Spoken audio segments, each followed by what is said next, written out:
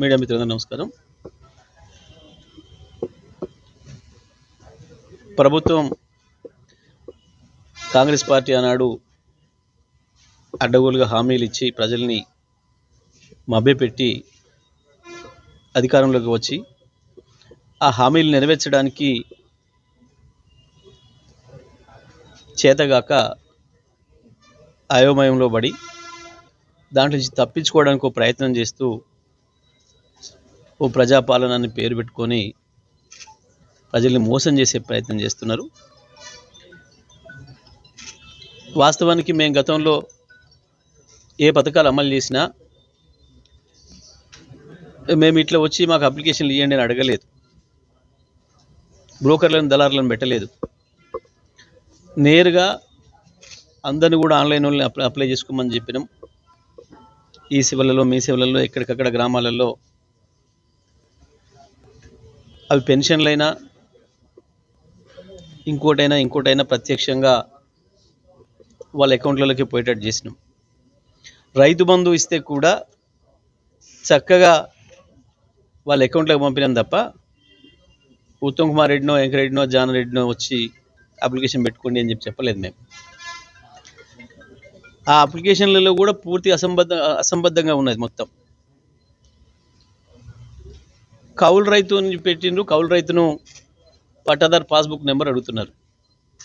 ఏ రైతు కూడా తన పట్టాదారు పాస్బుక్ తీసుకుపోయి కౌలు రైతుకి ఇయ్యాడు. మీరు ఇటువంటి అన్ని దొంగ పనులు చేసినారు గతంలో అని చెప్పి మేము ఆ అవకాశం లేకుండా చేసినాం. ఒకరి భూమి ఒకటి మీద రాసి నాశనం చేసిపోయింది మీరు. ఆ రోజు ప్రజానికాన్ని మీరు పెట్టిన వ్యవస్థలు ఆ పీడ నుంచి విముక్తి చేయడం కొరకే మేము దాన్ని తీసుకొచ్చినాం.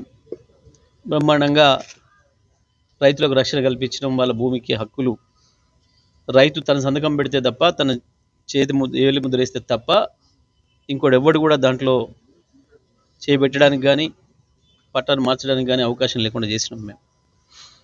కానీ వాళ్ళు మీరు మళ్ళీ రైతుల్ని అయోమయంలో పడేసే పరిస్థితి తీసుకొస్తున్నారు. ఇప్పటికే ఉద్యమకారుల విషయంలో మోసం చేస్తూ ఎఫ్ఐఆర్లు, జైలు ఎన్ని రోజులు ఉన్నారు, చచ్చిపోయిన సంబంధించిన ఎఫ్ఐఆర్లు. ఆ రోజు మీరే మోసం చేసి మీ పోలీస్ అవ్వాలా, మీ ప్రభుత్వం ఎఫ్ఐఆర్ చేయనీయకుండా చేసింది ఉద్యమకారులకు సంబంధించి. మేము దాంతోనే ఇబ్బందులు పడ్డాం. ప్రభుత్వం గుర్తించాలి అని అంటే తప్పకుండా ఆధారం ఉండాలి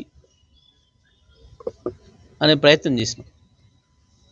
మీరు చేసిన దుర్మార్గం వల్లనే వాళ్ళ ప్రజలు చచ్చిపోయింది. మీ దుర్మార్గం వల్లనే రికార్డు కూడా కాకుండా ఉంది. మళ్ళీ ఇవాళ మీరే దొంగలు రికార్డులు అడుగుతున్నారు.